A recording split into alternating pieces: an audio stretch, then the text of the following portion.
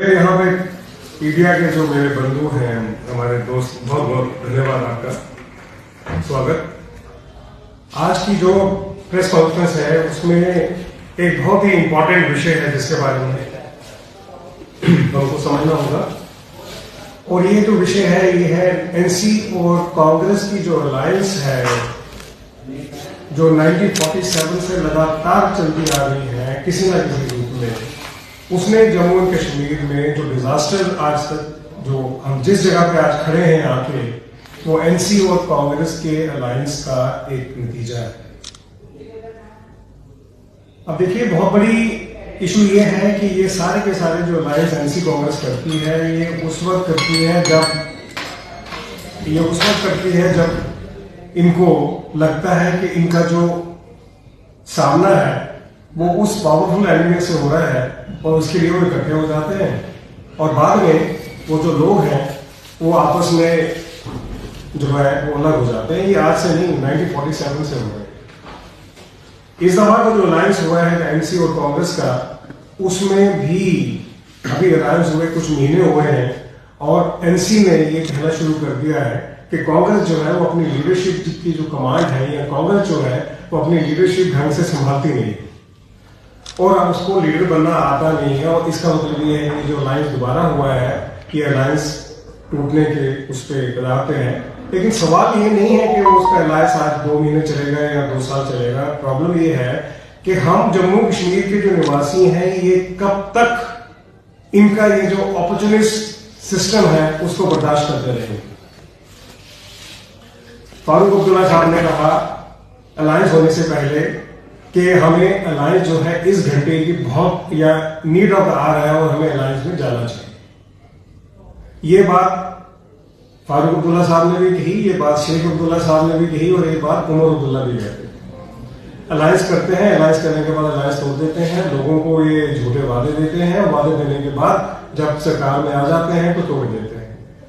अब एक वक्त आ गया है जहां पे हमें समझना होगा कि ये चीज बहुत ज्यादा देर चल नहीं सकती। हमको इसके ऊपर संज्ञान लेना बहुत जरूरी होगा। किसको लेना है संज्ञान?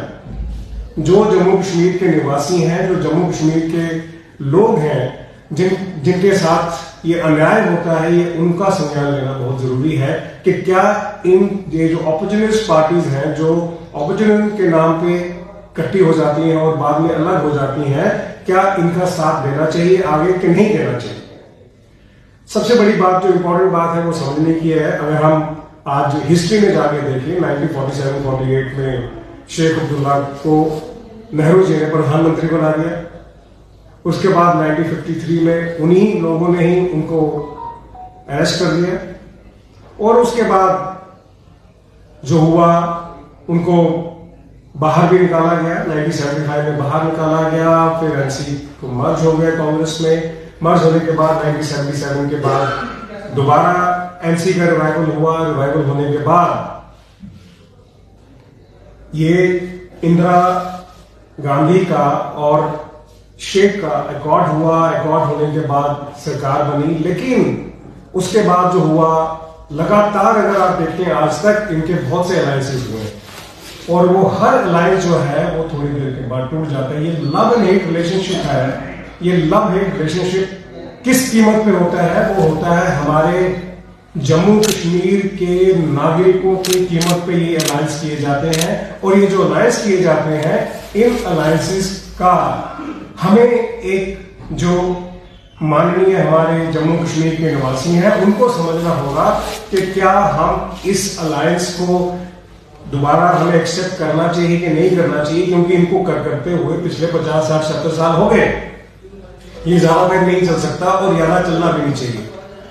आज टाइम आ गया है, वक्त आ गया है जहां पे एक जो हमारे सिटीजन्स हैं उनको इस बात का संज्ञान लेना बहुत जरूरी होगा कि ये जो अपॉर्चुनिस्ट की पॉलिटिक्स करते हैं लोग, जो अपने मफाद के लिए और अपनी उसके लिए ये पॉलिटिक्स करते हैं, और उसके बाद जब मर्जी करती है उसको अलायंस को तोड़ देते हैं, और जो सिटीजन है, जो माननीय हमारे यहाँ के निवासी हैं जम्मू कश्मीर के, वो हाई एंड ड्राई रह जाते हैं। और तभी ये बात हुई है कि आज तक इतने सालों के बाद जम्मू कश्मीर का विकास नहीं हो पाया, और सबसे बड़ा उसका कारण ये रहा है कि ये जो ऑपोर्चुनिस्ट पॉलिटिक्स है, इस ऑपोर्चुनिस्ट पॉलिटिक्स ने बिल्कुल तबाह करके रख दिया है जम्मू कश्मीर को, डिजास्टर कर दिया है जम्मू कश्मीर को।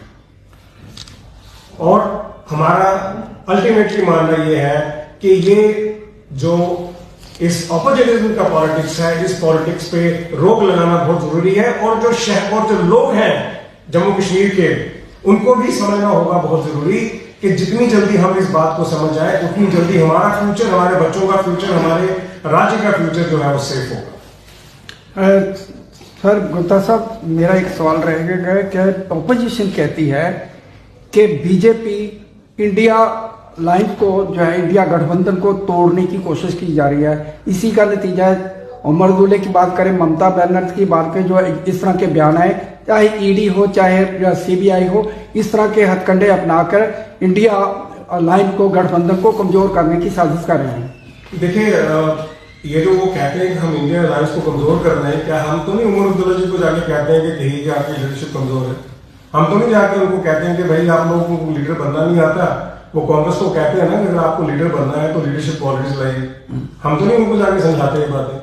तो हमारा कहने का मतलब ये है कि इंडिया अलायंस जो बना है, वो बना है ऑपोर्चुनिज्म पे, वो बना है अपॉर्चुनिटी पे। अपॉर्चुनिटी क्या है कि पावर के लिए, कुर्सी के लिए मैं कुछ भी करने को तैयार हूँ, वो करते हैं। और जैसे ही कहीं पावर आ जाती है, वहां पे मिलते नहीं। अब देखिए, मैं आपको छोटा सा उदाहरण देता हूँ। पोल इलेक्शन, जब पार्लियामेंट की इलेक्शन में, उसके पहले एक दफा इनकी मीटिंग, आज तक वो मीटिंग दोबारा नहीं हुई। कितनी देर होगी इस बात को भी तो आज बहुत महीने हो गए।